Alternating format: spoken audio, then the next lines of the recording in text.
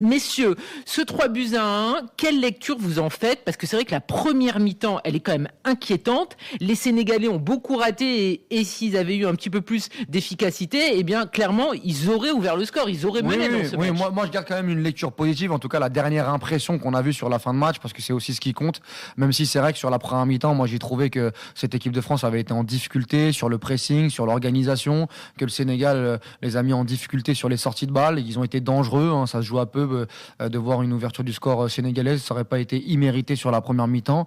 Maintenant, je vais quand même retenir la réaction sur la deuxième mi-temps, une équipe beaucoup plus haute, une réaction aussi tactique de la part de Deschamps, en tout cas un changement d'homme. Le positionnement d'Olysée qui change tout. Parce qu'on en parlera après, on va pas spoiler les débats, mais Dembélé, Mbappé, spoiler, ça ne marche pas, ça ne fonctionne pas dans l'axe, et on a vu une vraie différence avec Olysée dans le cœur du jeu. Et puis voilà, cette capacité à pouvoir se procurer beaucoup plus d'occasions en deuxième mi-temps, parce que la victoire, elle souffre quand même d'aucune contestation sur la globalité de la rencontre, vu en deuxième mi-temps comment l'équipe de France a eu pléthore d'occasions, entre celle d'Mbappé avant l'ouverture du score, le penalty, pas penalty. T'as quand même une vraie domination sur la deuxième mi-temps qui, je trouve, est beaucoup plus importante que celle du Sénégal sur la première, et ça reste quand même une mise en bouche sur la suite de la compétition, une compétition qui est très très longue. Il va falloir se réajuster, mais ça reste quand même très important de commencer avec un doublé d'Mbappé et avec une victoire contre une équipe du Sénégal qui est pas simple à faire déjouer, je pense. Moi, je retiendrai pas le doublé de Kylian Mbappé ce soir, hein, même si c'est historique, il bat le record, c'est magnifique. Mais aujourd'hui, il y a eu 2 équipes de France, il y a eu 2 matchs. En première mi-temps, il y a une équipe qui est timide, une équipe qui n'arrive pas à agresser son adversaire, je vais pas dire qu'ils sont pris à la gorge parce que ce serait trop fort, mais en tout cas, ils n'arrivent pas du tout à mettre le moindre pressing ou la moindre pression, qu'elle soit physique. Ils sont en retard dans les duels, ils sont en retard dans les replacements, ils sont en retard dans les sorties de balles.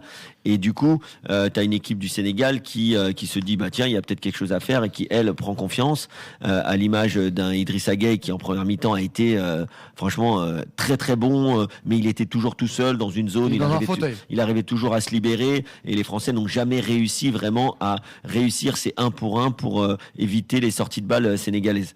Par contre, les Sénégalais n'ont pas marqué dans leur temps fort, c'est-à-dire dans la première mi-temps, et l'équipe de France, avec le réajustement de Didier Deschamps, qui a changé des choses, puisqu'il a demandé à Kylian Mbappé de rester en pointe, à Ousmane Dembélé de rester bien à droite, et donc à Désiré Doué de rester bien à gauche, avec un Michael Olysée plutôt en mode numéro 10, presque numéro 8-10. Et il y a eu beaucoup moins de permutations en deuxième qu'en première mi-temps, parce qu'en étant un peu partout, ils étaient un peu nulle part, ces 4 joueurs à vocation offensive, et du coup l'équipe de France n'a jamais réussi à mettre en place quoi que ce soit. Par contre, dans la deuxième mi-temps, tu peux rajouter aussi les latéraux en première mi-temps, avec Théo Hernandez qui était à l'intérieur, ou même voir plus haut que Désiré Doué, et Koundé qui était façon Hakimi un petit peu aussi, alors que Koundé n'est pas du tout à l'aise dans ce domaine, et que Hernandez, lui, est plutôt à l'aise sur l'extérieur. Et sur la deuxième mi-temps, il y avait beaucoup moins et je finirais par dire qu'en deuxième mi-temps, et on se l'est dit pendant la première mi-temps, Karine, nous, on se disait que il n'y avait pas du tout d'appel, il n'y avait pas de profondeur, on n'arrivait pas à étirer ce bloc,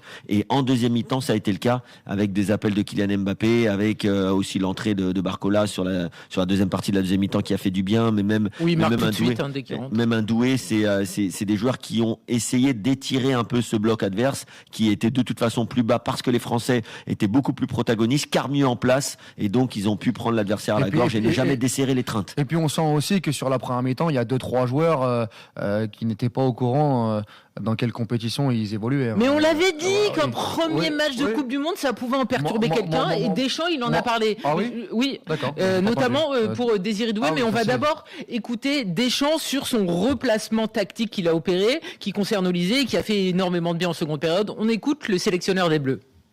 Michael, de pouvoir se mettre entre les 2 lignes, défense et milieu, dans ses prises de balles, et puis la qualité de passe qui a permis de trouver nos attaquants, que ce soit Kylian ou Dez ou Barco quand il est rentré aussi, quoi. Donc ça peut changer en cours de match. Là, je l'ai fait parce que je pensais que ça allait nous amener à avoir un peu plus de liant, je le répète. Donc Michael a la possibilité, lui, de jouer des 2 côtés, mais plus il touche le ballon, mieux c'est, et ça a mené beaucoup plus de danger. On a eu l'efficacité encore avec Kylian qui nous fait du bien.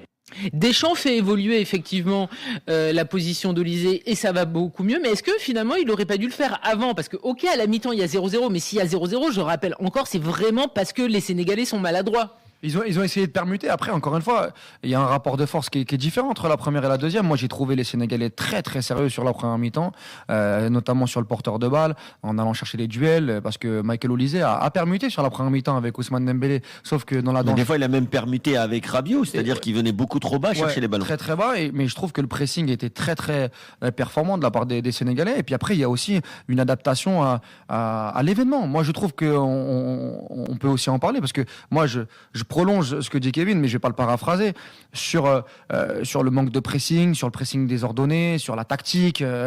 J'ai pas compris ce qu'a voulu faire l'équipe de France et ça ne fonctionnait pas. Maintenant, il y a peut-être une prise de conscience à la mi-temps en disant on va devoir en faire un peu plus, on va changer, mais on va devoir en faire un peu plus parce que le Sénégal est très sérieux comme équipe et c'est ce qui s'est passé. Moi, je trouve que même dans l'état d'esprit, au-delà des petits changements qui ont permis à l'équipe de France de retrouver confiance, t'as un appel de balle avec un peu plus de profondeur, t'as un duel ou deux gagné de la part de Rabiot en giclant sur Idrissa Gueye qui ne fonctionnait pas en première mi-temps et puis je pense que Deschamps a remis aussi un petit coup d'électricité dans les vestiaires. Donc après derrière on a eu une équipe de France très très différente et puis après on rentrera dans les cas individuels, notamment celui d'Olysée qui pour moi change quand même la globalité de la rencontre avec son talent individuel. Je suis très très content et bravo parce que souvent c'est pas le meilleur joueur qui est élu homme du match, mais là sur ce match il a été, se sont pas trompés. Malgré le doublé de Kylian Mbappé, bien sûr que l'élément déclencheur, c'est aussi Michael Olise. Michael Olise qui te fait 3-4 passes sur la deuxième mi-temps qui sont de classe ultra mondiale. Mais nous, on était au stade. On est dans la classe craquitos. Mais moi, Michael Olise, ce qu'il fait sur la deuxième mi-temps, mais je suis mort de rire. C'est-à-dire que je regarde Kevin à chaque fois, les prises de balles. Ça avait commencé sur la fin de première mi-temps sur Malik Diouf où il fait une énorme différence sur le contrôle. Le petit pont, là. Mais en deuxième mi-temps, dans la zone des crocodiles, là où il y a une énorme densité, tout ce qu'il va faire avec le ballon, en fait, c'est un poison, Michael Olise. La qualité de passe qu'il peut avoir, le grain technique, les prises de balles, l'explosivité mélangée à l'intelligence et à la technique. Moi, sincèrement, celui qui me dit que Michael Olise est meilleur joueur du monde actuellement, mais il est pas fou du tout. C'est totalement audible, en fait, de le penser et de le dire. Et il l'a encore montré sur la deuxième mi-temps.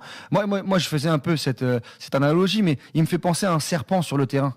En fait, il est venimeux à chaque fois qu'il a le ballon pour l'adversaire. Il a cette qualité de passe, ce qu'il fait sur Mbappé, sur l'occasion d'Mbappé juste avant, ou ce qu'il fait sur le but de Mbappé. Mais c'est plus world class en fait. Il y a un ou deux joueurs, il y a Lamine Yamal. Et personne d'autre qui sont capables de faire ça au très très haut niveau. Et oui, quand on voit la comparaison entre ce qu'a fait Dembélé dans la densité en première mi-temps et ce qu'a fait Olise sur la deuxième, ouais, s'il y a un changement au tableau d'affichage, c'est grâce aux joueurs du Bayern Munich, ça c'est une certitude. Ouais.